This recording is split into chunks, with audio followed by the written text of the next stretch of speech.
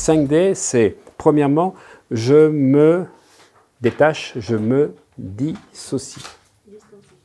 Dire distanciation, détachement, on pourrait dire, et comment ça s'appelle, dissociation.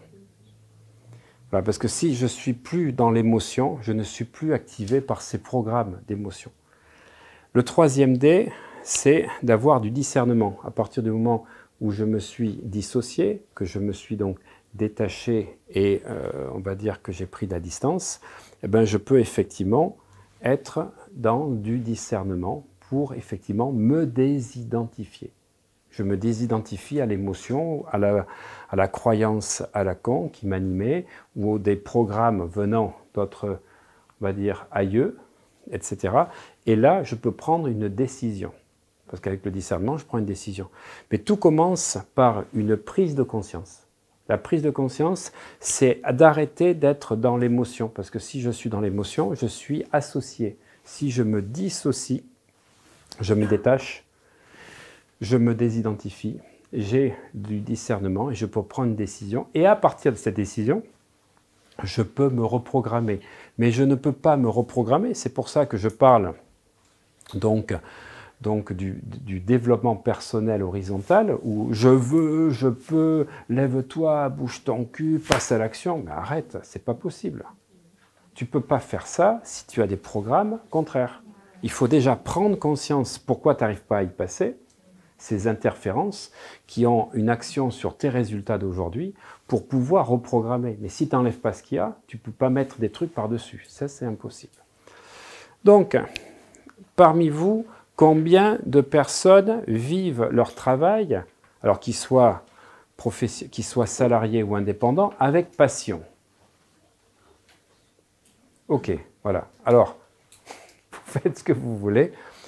Moi, je suis un passionné, mais je ne vis pas mon travail avec passion. Parce que je n'aime pas le mot passion. Mais je vais vous reprendre sur tous les mots.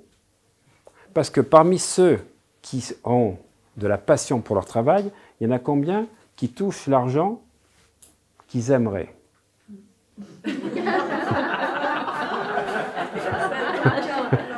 Alors là, 3/4 de la salle a levé la main. Passion, il n'y en a pas un. Ah, ça, c'est fou, ça. Et voilà. Donc, vous êtes passionné par votre travail, mais il n'y en a pas un qui touche l'argent qu'il voudrait par rapport à son travail qui pourtant passionne.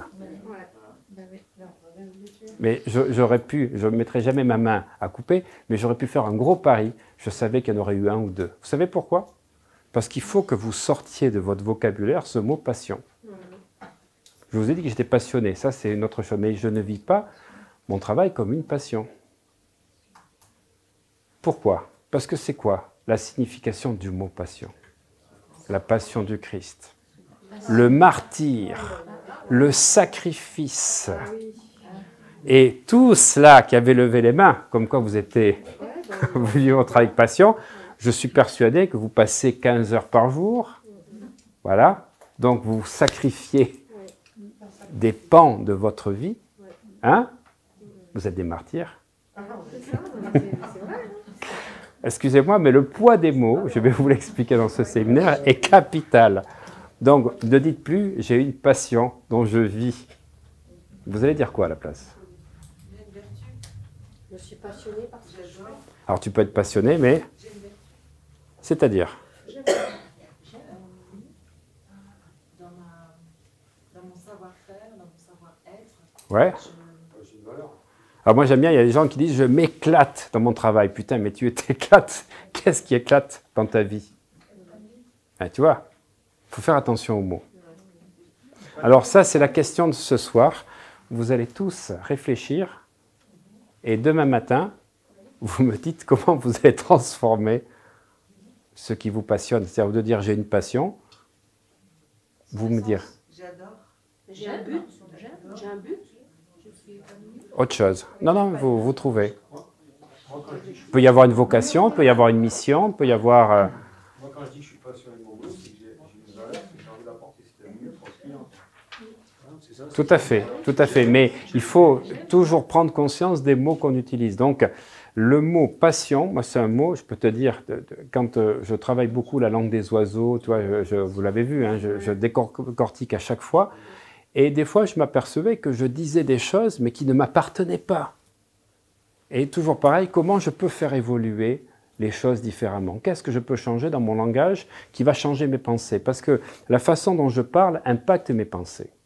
Et les pensées, vous allez le voir tout à l'heure, ont une action sur tes résultats. Ça, c'est un des éléments. Donc, moi, j'ai plus mis le mot passion, même si je suis passionné, parce que passion, c'est sacrifice, c'est martyr, c'est le Golgotha, c'est tout un tas de choses. Par exemple, ouais, on disait ça.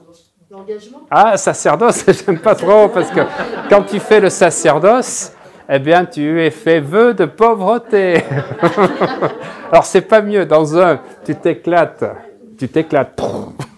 et en plus, tu fais un sacrifice, tu te martyrises, et dans l'autre, tu fais un vœu de pauvreté. Alors, tu te donnes, mais sans toucher d'argent. Tu comprends que les mots sont importants. Voilà, alors, comment? Engagé dans son travail. Ouais, mais on va en parler demain. On parlera de... Mais je veux que chacun réfléchisse, et chacun donnera ses mots, et on choisira, et on pourra en parler. Donc, si tu veux, ce qui est important, c'est qu'il y a des mots comme ça qu'il faut éviter. Voilà. Qu'il faut éviter, sacerdoce en fait partie, par exemple. Merci de me l'avoir apporté, celui-là. Alors, c'est pareil, quand on dit il n'y a pas de problème, il n'y a pas de souci, qu'est-ce que tu entends? C'est pas qu'il n'y en ait pas, c'est que le mot souci, le mot problème vibre, et les mots ont une vibration. Alors, c'est surtout quand les gens me disent bon courage. C'est à l'impression que tu vas au supplice, tu te souhaites un bon courage. Je dis non, mais tu ne vas pas me souhaiter un bon courage, tu vas me souhaiter de la réussite. Voilà, et je dirais, ça t'empêche quoi dans la bouche de dire le mot réussite? Bonne chance. Bonne chance. Comment? On n'a pas de mots à dire merci.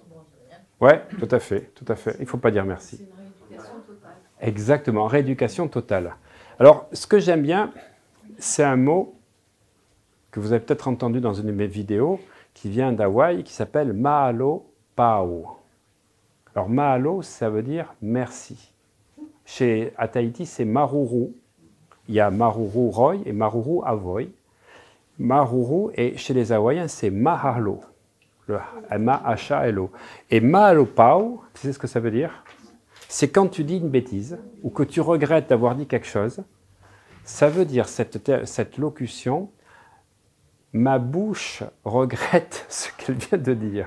Alors, puisque vous pratiquez l'hypnose, tous les deux, tu vois, c'est bien parce que c'est une dissociation. C'est pas je regrette ce que je viens de dire, c'est ma bouche a dit quelque chose qu'elle regrette. Et je trouve ça génial. Et du coup, moi je l'utilise en français, si tu veux, en disant, mais ma bouche regrette toutes les choses que j'ai pu dire depuis ma naissance sur des croyances erronées qui me bloquaient jusqu'à présent.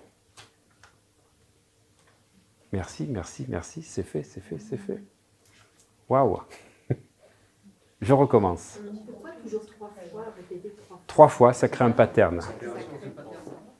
Et ça agit sur 3 niveaux. La dissociation, c'est super important. Donc je ne suis pas fatigué, j'ai de la fatigue. Je ne suis pas en colère, j'ai de la colère. Parce que si j'ai ça, je peux le changer. Sinon, je suis associé. Et pouvoir dire que ma bouche disait des âneries qu'elle regrette et que je regrette, mais maintenant, c'est terminé, c'est fait, c'est fait, c'est fait. Voilà, mais c'est super. Je peux vous dire qu'on le fera demain parce qu'on identifiera des croyances que vous avez sur l'argent et pas que sur l'argent, sur l'abondance, sur les sentiments.